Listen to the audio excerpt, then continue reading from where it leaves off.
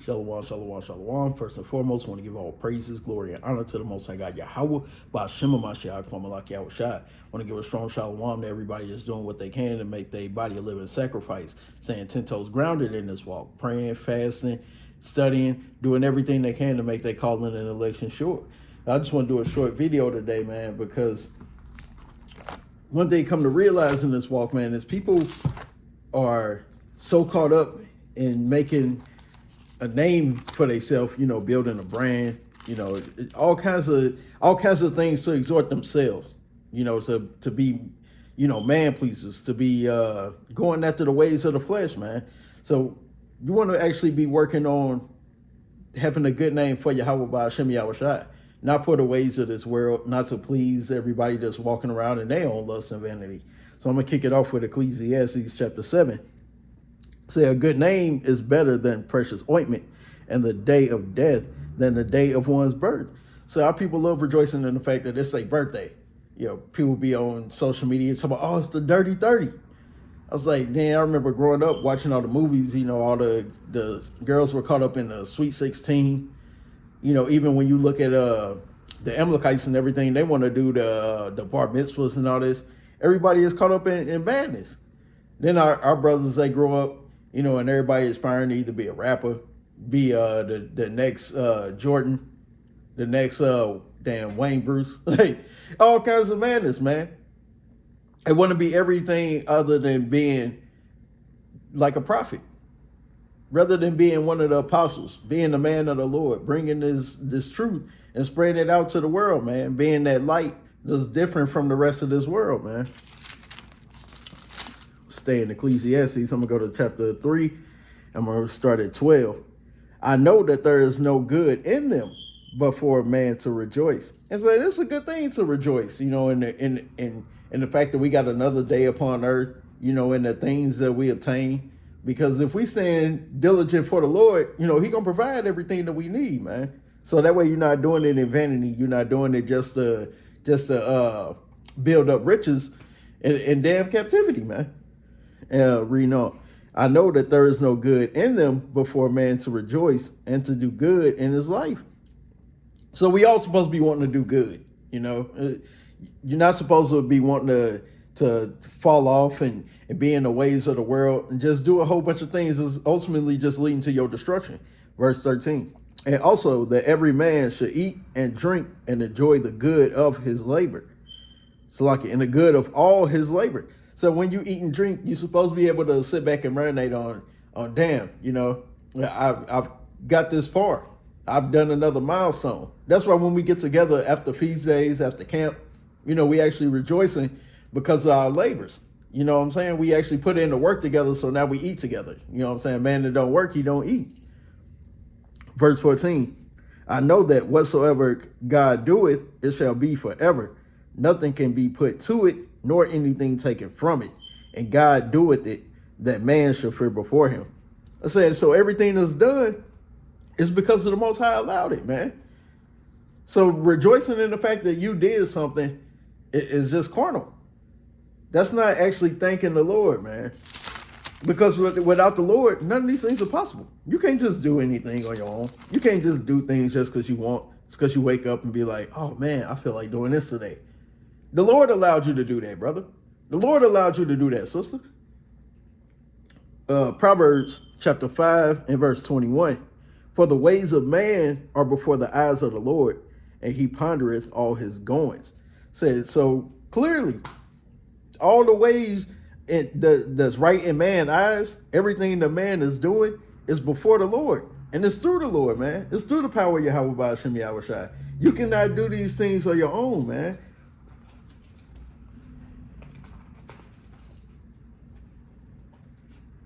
Go to the book of Sirach, chapter 41, and verse 13. Salaki. A good life. Salaki. A good life has but few days, but a good name endures forever. It says, so your life is only good for a few days. Nobody knows how many days that they're going to be upon this earth.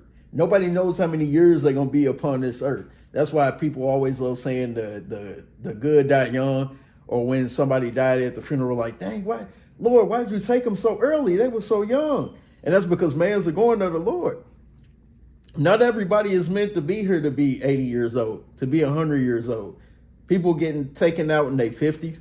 People getting taken out in their 30s. Children die. It's children that come out the womb, and as soon as they come out the womb, they don't even make it out of the hospital. Or they may make it out of the hospital, go home, and within a few weeks or a few months, they gave up the ghost. They're not here no more. Everything is of the Lord, man. I'm going to read that again.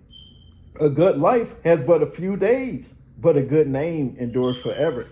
I said, so the same way that our people love debating on, who's been the greatest basketball, baseball, football players, who's been the best swimmer, who's been the best rapper, who's been the best actor, all this madness, it doesn't matter. It's all folly and it's all vanity. That good name you want is in the Lord. When you die, you want people to go, man, that brother was mighty. He was out there making his body a living sacrifice. When people talk about your name, they don't want to be thinking about the old man. Yeah, I remember that brother. He used to pull up and fire up on a daily, man. Any given hour, brother pull up with the bottle. He pull up with the weed, and we getting it in, man. But now you want to be known as that brother to pull up and you getting it in the scriptures, man. The one that when the brother going through something and he confessing his faults, so you can be like, hey, I got a precept for that. You know what I'm saying? You want to be that brother, man.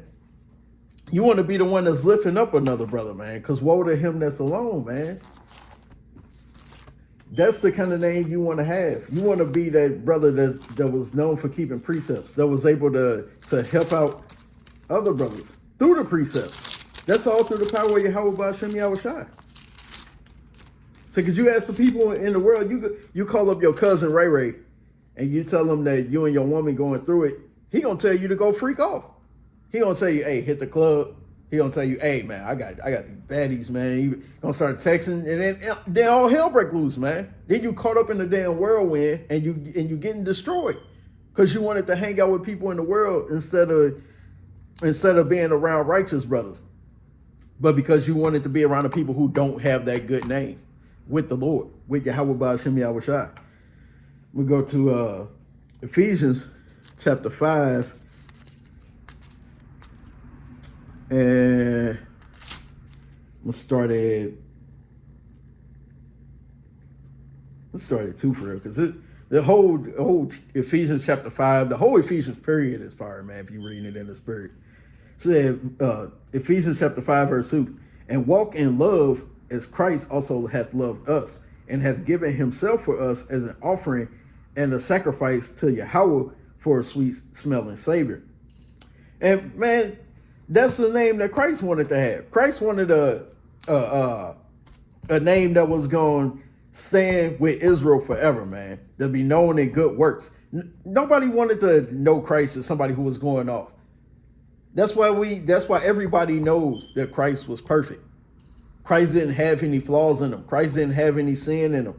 That's the kind of name that you want. You don't want to be that brother that everybody is known for just doing all kinds of madness and vanity, man. You want to be known for being the man of the Lord. Verse 3, but fornication and all uncleanness or covetousness, let it not be once named among you as becoming saints. So you can't have fornication, you can't have uncleanness, you can't have covetousness inside your system, because that's going off. Those are all transgressing the law, man. The Lord told us that we should not covet. The Lord told us that we shouldn't be unclean. And there's so many different laws about being unclean. You be unclean through the foods you eat. You be unclean about childbirth. You can be unclean about touching a dead body. You can be unclean about the damn time that a woman is on her flower. So if you just out here just doing whatever you want, man, you can be unclean easily, man. Verse 4, neither filthiness nor foolish talking. So that foolish talking, man. Like I was saying, that when you going through something and you call up your cousin from the world, and then, y'all just get to talking about any damn thing, man. Just letting Satan lead you into your own demise, man. Instead of being girded, focusing on having that name, being in this walk with Yahweh B'Shem Yahushai. Nor jesting, which are not convenient. So these things are convenient for you, man. It may seem like it's convenient because it's so easy, because it can creep in unaware, because it can linger around and you have to battle that demon for all your days upon this earth. So, but at the same time, these things are not convenient because they lead into your destruction. We already know our people made a covenant with death, man, but we got to start seeking life in this walk, man. But rather giving of thanks. So we got to give thanks when we actually come above these things, man. You want to be that guy, that's that good name you want. You want to be that one that's always giving thanks to Yahweh for every trial, for every tribulation, man, for everything that you go through in this walk. Give thanks to the Most High, man, because he ain't going to put nothing on you that you can't handle. He don't want to destroy you. Satan wants to destroy you, but Satan works for the Most High. So he can't actually destroy you without the Most High's approval. And the Most High is not going to approve that if you being girded in the scene, man. You're going to be like Job. When the Most High asked Satan, he said, hey, have you considered my servant Job? Because he knew that Job wasn't going to fall short. Job wasn't going to just give up the ghost and just go back into the world off of any damn thing, man. You got to be that brother that's willing to lose it all, man, just to gain it all, man. You got to have an ear to hear on that one, man. Verse 5, for this ye know that no whoremonger, nor unclean person, nor covetous man who is an idolater hath any inheritance in the kingdom of Christ and of God. So you can't have all this just unclean spirits inside you, man. Because them unclean spirits that, yeah, they inside you, but they gonna show outwardly, easily. Everybody can see it. It's like in the world when they say that you just got that aura about you, you got that glow.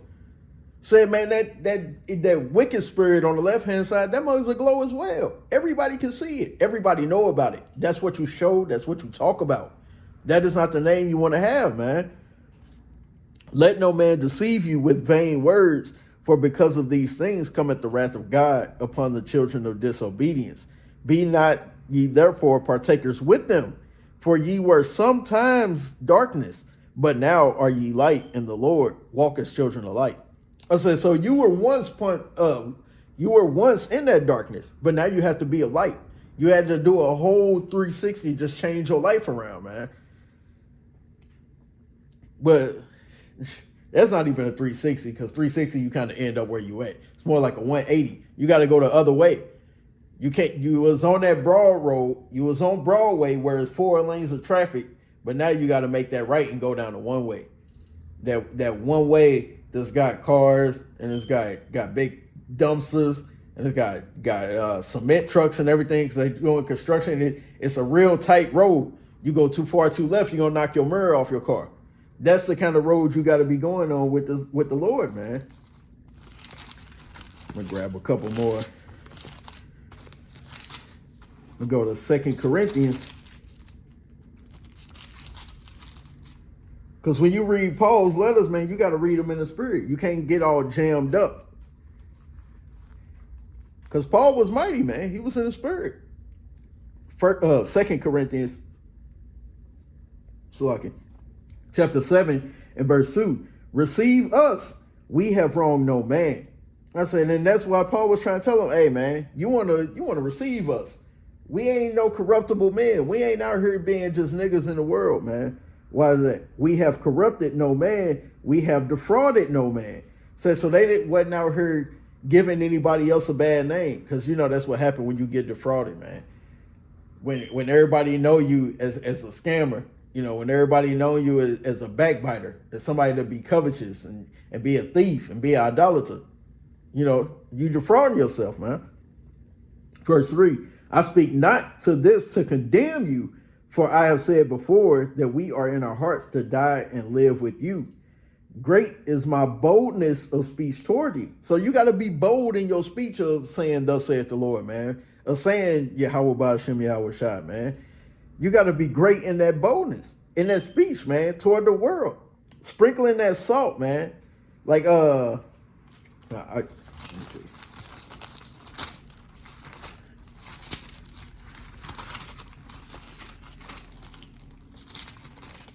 Like it says in Colossians chapter 4 and verse 6, let your speech be always with grace, seasoned with salt, that ye may know how ye ought to answer every man.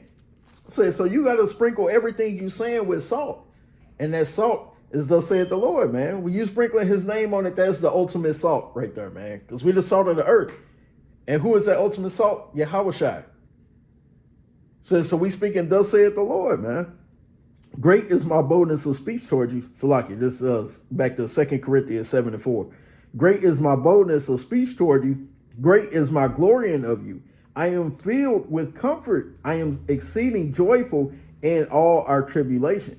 For when we were come into Macedonia, our flesh had no rest, but we were troubled on every side. Without were fightings, within were fears. So it was all kinds of wars and battles going on, while Paul's dealing with these churches, man. And he's saying that he filled with joy that he get to come to another brother, that he able to write these letters to him, to exhort them brothers, to lift them up, to guide them in the ways that they should be living for the Lord, man. And that's the things that we should be doing. He was and to dumb it down, he was basically happy at the fact that the other churches were repenting, because all these other churches that he was going to, whether it was Corinth, whether it was Thessalonica, whether it was Ephesus, that all these churches, they had issues. So the fact that he was able to even guide them and try to give them some correctness and get them closer to the Lord, he was rejoicing in that thing. I said, but the whole reason that Paul was even doing this, the same reason that brothers are in the four corners and sisters all over the world as well, are spreading the precepts, giving our people guidance, giving our people exhortation, giving them rebuke, wise counsel, however you want to look at it. It's because this one thing right here. Romans chapter 10 and verse 1. Brethren, my heart's desire and prayer to Yahweh for Israel is that they might be saved. So we have to be doing this because we all have hopes of being saved, man. We all doing this for the Lord. It's not for our own vanity, man. So that is the good name that you want to have, man. You want to be working on your name while you're here, because this name is going to go over into the next life, into the kingdom, man. But with that, I hope that y'all are edified, giving all praises, glory, and honor to the Most High God Yahweh, Ba'ashem, Hamashiach, Yahweh Shai, Kwam Yashala, Shalom.